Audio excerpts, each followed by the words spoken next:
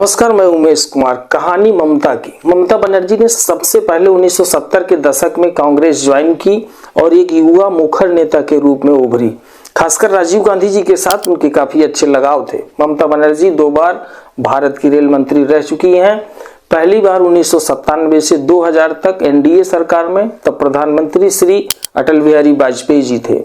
दूसरी बार 2009 से 2011 तक, इस बार यूपीए सरकार में, और इस समय भारत के प्रधानमंत्री श्री मनमोहन सिंह जी थे। वह देश की पहली महिला रेल मंत्री भी हैं।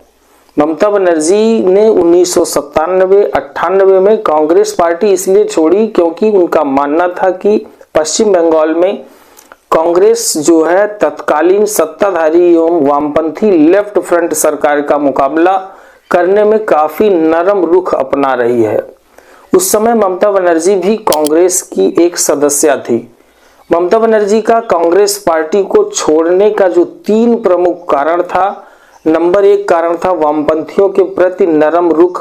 हालांकि नरम रुख ही नहीं, ममता का आरोप था कि पश्चिम बंगाल में कांग्रेस के प्रदेश अध्यक्ष सोमेन मित्रा मौजूदा वामपंथी सरकार के प्रति काफी उदार है। नंबर 2, नेतृत्व से मतभेद। उस समय कांग्रेस के अध्यक्ष सीताराम केसरी और बंगाल प्रदेश के अध्यक्ष सोमेन मित्रा के साथ ममता बनर्जी का गंभीर मतभेद चल रहा था।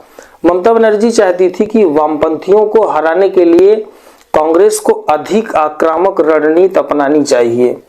तीसरा जो मुख्य कारण था ममता बनर्जी को लगा कि कांग्रेस का जो नेतृत्व है उन्हें केवल एक प्रचारक के रूप में इस्तेमाल करना चाहती है, जबकि ममता बनर्जी राज्य में कांग्रेस पार्टी का मुख्य चेहरा बनना चाहती थी। इन सब अनबनों के चलते ममता बनर्जी को दिसंबर 1997 में कांग्रेस से निष्कासित कर दिया गया और उसी के 1 महीने बाद ममता बनर्जी ने 1 जनवरी 1998 को अपनी नई पार्टी अखिल भारतीय तृणमूल कांग्रेस यानी टीएमसी की स्थापना की। अब आता है साल 2001, जब पश्चिम बंगाल में विधानसभा के चुनाव थे और इस चुनाव में टीएमसी ने चुनाव लड़ा और 60 विधानसभा सीट जीतने में टीएमसी पहले चुनाव में कामयाब होती है, वह भी कांग्रेस आई के गठबंधन के साथ। हालांकि इससे सबसे पहले ममता बनर्जी 4 बार लोकसभा का चुनाव जीत चुकी थी, वो भी कांग्रेस पार्टी से। साल 2006 का विधानसभा चुनाव जब फिर आता है तो टीएमसी बीजेपी के साथ गठबंधन करके चुनाव लड़ती है और मात्र 30 सीट ही जीत पाती है। वहीं दूसरी तरफ जो वाम मोर्चा था वो पूर्ण बहुमत के साथ बंगाल में 7वीं बार सत्ता में वापस आता है।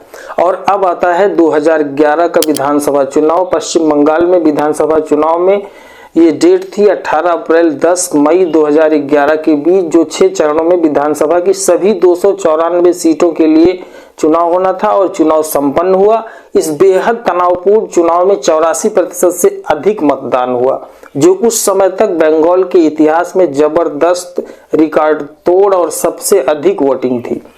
बहुमत के लिए 294 में से 148 सीटों की आवश्यकता होती है। टीएमसी ने कांग्रेस के नेतृत्व वाली संयुक्त प्रगतिशील पार्टी के साथ गठबंधन किया और राज्य में 184 सीट जीत करके पूर्ण बहुमत हासिल कर लेती है और एक जबरदस्त जीत दर्ज करती है। लेफ्ट फ्रंट का जो 34 वर्षीय शासन था उसका अंत हुआ। वाम मोर्चा जो था दुनिया का सबसे लंबे समय तक चलने वाली लोकतांत्रिक रूप से चुनी गई कम्युनिस्ट सरकार थी।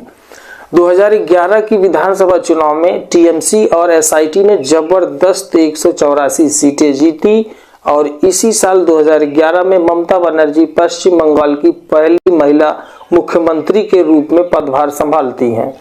उसके बाद साल 2015 में भी टीएमसी ने चुनाव लड़े, लेकिन 211 सीटें जीती और फिर से दोबारा ममता बनर्जी बंगाल की मुख्यमंत्री बनी। फिर उसके बाद साल 2021 में फिर विधानसभा चुनाव हुए, उसमें टीएमसी ने 213 सीटें जीती और इस चुनाव में टीएमसी को 48.5% वोट मिले थे,